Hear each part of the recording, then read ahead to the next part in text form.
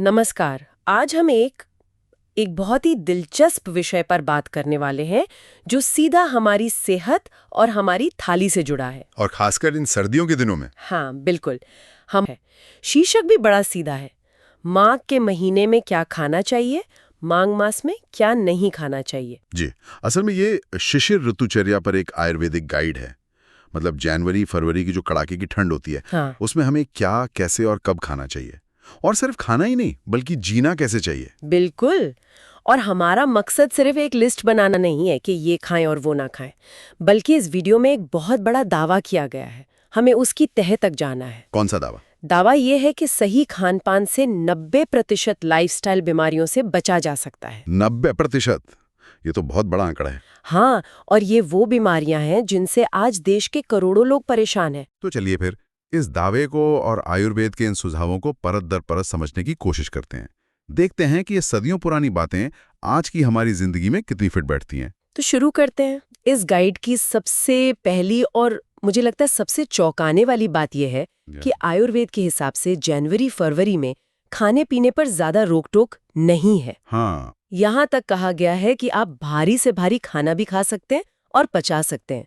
ये सुनकर तो बहुत से लोगों के चेहरे पर मुस्कान आ गई होगी। हाँ, ये सुनने में तो बहुत ही अच्छा लगता है।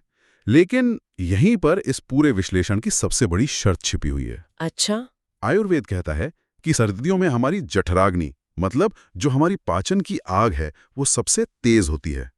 जैसे बाहर ठंड बढ़ती है, शरीर उस ठंड का मुकाबला करने के लिए अंदर की गर्मी बढ़ा देता है। अच्छा, इसी वजह से भूख भी ज्यादा लगती है। बिल्कुल। और भारी चीजें पचाने की ताकत भी। तो फिर इसमें शर्त क्या है? शर्त है मेहनत, शारीरिक श्रम। इस पूरी गाइडलाइन का सार एक ही लाइन में है। भारी भोजन जैसे उड़द, राजमा, छोले, पनीर, घी, दूध से बनी चीजें, हाँ, ये सब खाने की इजाजत सिर्फ और सिर्फ तब है जब आप खूब मेहनत करते हो। लेकिन ये सिद्धांत आज की जीवन शैली में कितना व्यावहारिक है? मतलब एक आईटी प्रोफेशनल जो दिन में 10 घंटे कोडिंग कर रहा है या एक डॉक्टर जो क्लिनिक में बैठा है, हम्म। वो खेत में काम करने जितनी मेहनत कहाँ से लाएगा? क्या उनके लिए ये भारी भोजन पूरी तरह से मना है? ये बहुत जरूरी सवाल है और इस गाइड में इसी को लेकर सबसे बड़ी चेतावनी दी गई है। क्या चेतावनी? इसमें साफ लिखा है कि अगर डॉक्टर, इंजीनियर, आईटी पेशेवर या कोई भी व्यक्ति जिसका काम बैठे रहने का है, वो बिना मेहनत के ये भारी भोजन करता है, तो ये अमृत नहीं, जहर का काम करेगा। जहर? ये तो बहुत बहुत स्ट्रॉन्ग शब्द है। सोचिए, आप दिन भर लैपटॉप पर काम करते हैं और फिर रात में पनीर लबाबदार और बटर नान खाते हैं। स्वाद में तो बेहतरीन है, लेकिन शरीर के लिए ये एक ट्रैफिक जाम जैसा है। Traffic jam? हाँ, जहां ऊर्जा आ तो रही है पर कहीं जा नहीं रही। और यही जाम आगे चलकर बीपी, शुगर, कोलेस्ट्रॉल और जोड़ों के दर्द का कारण बनता है। मतलब सिद्धांत ये है कि पहले मेहनत करके उस भोजन को पचाने की योग्यता कमानी पड़ती है। ये सिर्फ खाने का अधिकार नहीं, बल्कि एक जिम्मेदारी है। एकदम सही शब्द इस्तेमाल किया आपने, कमाना। इस आयुर्वेदिक नजरिए से देखें तो आप भोजन को अपनी मेहनत से कमाते हैं। ये सिर्फ कैलोरी का गणित नहीं है। तो ये ऊर्जा के लेन देन का एक संतुलन है। बिल्कुल। बिना मेहनत के भारी भोजन शरीर पर सिर्फ एक बोझ बनकर रह जाता है। ठीक है, तो मान लेते हैं कि किसी ने मेहनत की है, जिम गए, दौड़े या कोई भारी काम किया। अब उस कमाई हुई थाली में क्या क्या होना चाहिए? इस गाइड में कुछ खास व्यंजनों का जिक्र है, जैसे घिया चने की दाल। हाँ, और साथ में मिक्स राइस की सब्जी, बथुए का रायता और धनिए की चटनी। ये एक पूरी संतुलित थाली की तस्वीर है। इसमें दाल से प्रोटीन, सब्जियों से विटामिन मिनरल्स, रायते से प्रोबायोटिक्स और चटनी से पाचन में मदद, सब कुछ है। और रोटियों में भी सिर्फ गेहूं पर जोर नहीं है, मक्का की मिस्सी रोटी और बाजरे की रोटी का भी जिक्र है। बिल्कुल। ये दिखाता है कि कैसे मोटे अनाज जो इसी मौसम में उगते हैं हमारे लिए कितने जरूरी हैं। सही बात है। बाजरा और मक्का दोनों की तासीर गर्म होती है, जो सर्दियों में शरीर को अंदर से गर्म रखने में मदद करती है। ये फाइबर से भरपूर भी होते हैं। और मीठे को लेकर एक नियम बताया गया है जो मुझे लगता है कि आज के समय में हम सब भूल चुके हैं। नियम है, बासी कुछ नहीं। हाँ, ये बहुत बड़ी बात है। तिल के लड्डू हो, गाजर का हलवा हो या बाजरे के लड्डू, जो भी बनाए उसे ताज़ा ही खाएं। हाँ, बनाकर रखने की सलाह बिल्कुल नहीं दी गई है। लेकिन ये आदर्श रूप में तो बहुत अच्छा लगता है, पर आज की भागदौड़ वाली जिंदगी में जहां लोग वीकेंड पर पूरे हफ्ते का खाना तैयार करके फ्रिज में रख देते हैं, ये नियम मानना तो लगभग नामुमकिन सा लगता है। देखिए, आयुर्वेद के हिसाब से भोजन में सिर्फ पोषक तत्व नहीं होते, उसमें प्राण यानी जीवन ऊर्जा भी होती है। प्राण ऊर्जा? जी। जब खाना ताज़ा बनता है तो उसमें प्राण सबसे ज़्यादा होता है। जैसे जैसे वो बासी होता है या फ्रिज में रखा जाता है, उसकी जीवन ऊर्जा कम होती जाती है और वो तामसिक यानी भारी और सुस्ती लाने वाला बन जाता है। अच्छा। मध्यम मार्ग यही हो सकता है कि आप भले ही सब्जियां काट कर रख लें, लेकिन पकाएं रोज ताज़ा। एक ताज़ी बनी साधारण खिचड़ी हफ्ते भर पुराने शाही पनीर से कहीं ज़्यादा बेहतर है। ये एक बहुत ही अलग नजरिया है भोजन को देखने का, प्राण ऊर्जा के नजरिए से।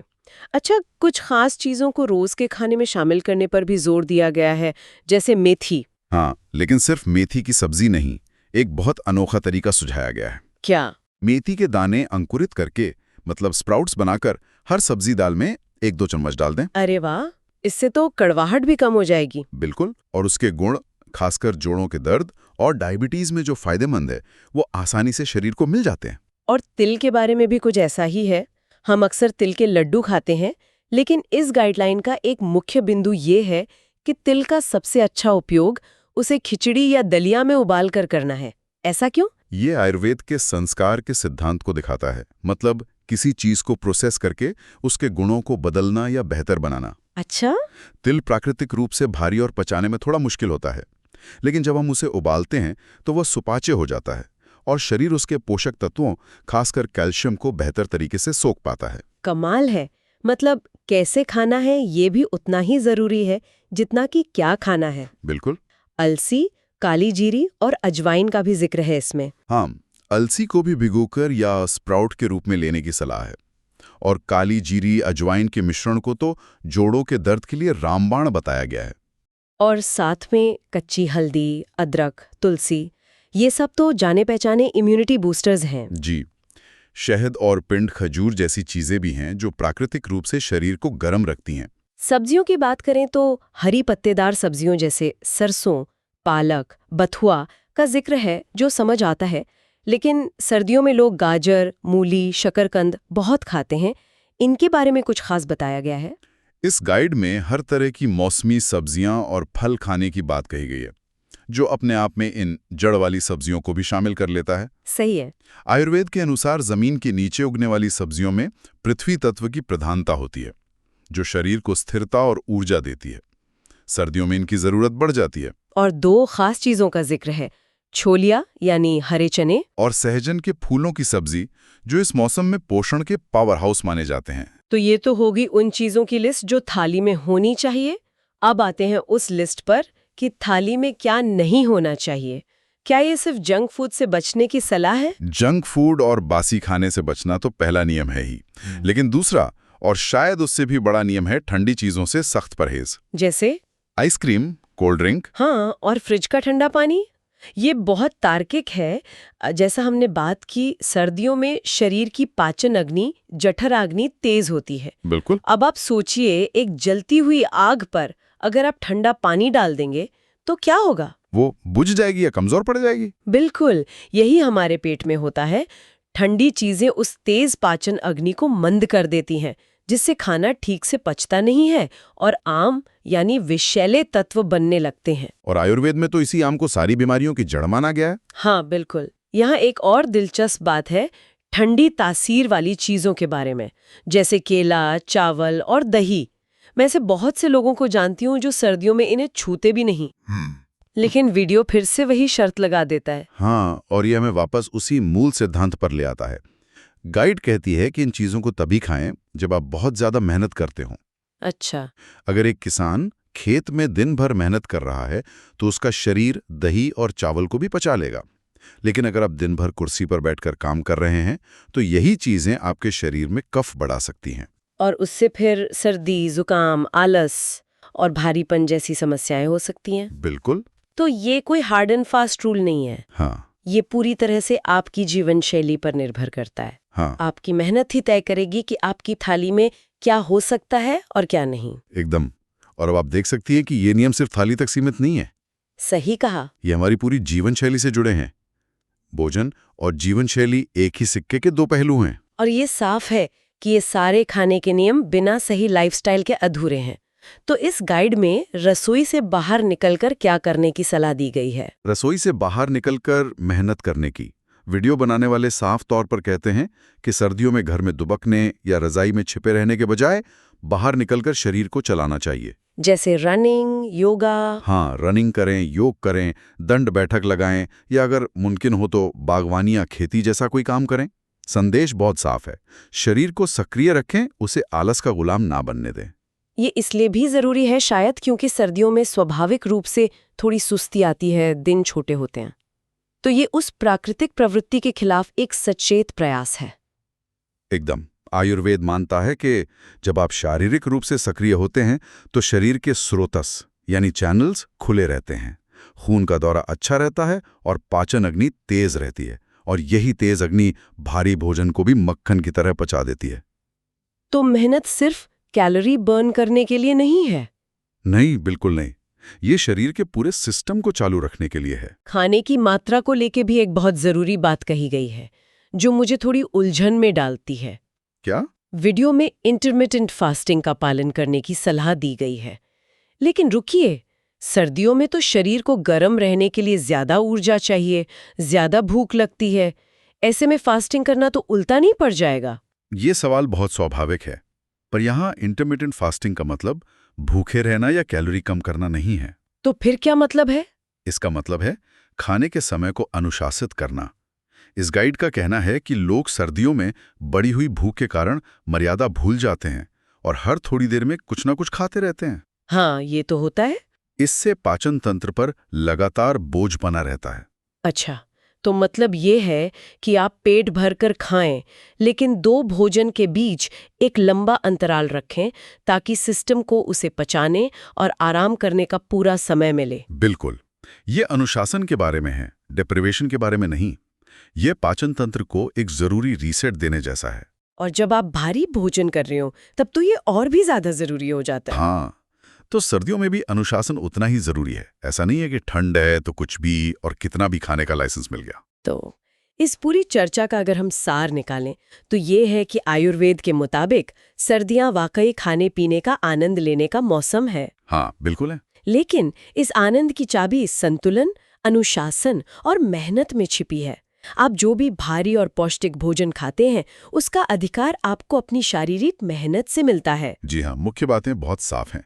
पहला, ताज़ा, गर्म और मौसमी भोजन करें, बासी और ठंडी चीज़ों से दूर रहें। दूसरा, अपनी थाली में मोटे अनाज और हर तरह की सब्जियों को जगह दें। और तीसरा और सबसे जरूरी, रोज जमकर मेहनत करें।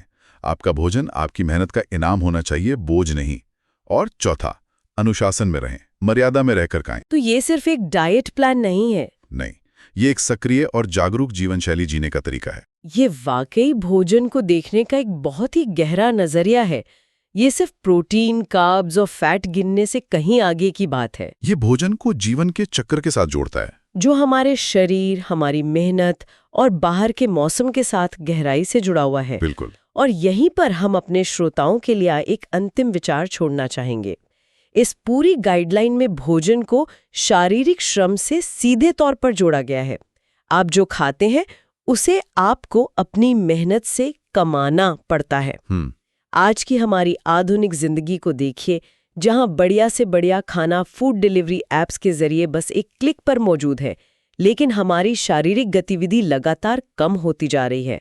ऐसे में ये प्राचीन सिद्धांत हमें क्या सोचने पर मजबूर करता है? क्या हमारी खानपान की आदतें हमारी शारीरिक हकीकत से बहुत आगे निकल गई हैं? क्या हम वो भोजन खा रहे हैं जिसे पचाने के लिए हमारा शरीर अब तैयार ही नहीं है, क्योंकि हम वो मेहनत नहीं कर रहे जो हमारे पूर्वज किया करते थे? ये सवाल सिर्फ सर्दियों के लिए नहीं, बल्कि हमारी पूरी जिंदगी के लिए है। इस पर विचार जरूर कीजिएगा।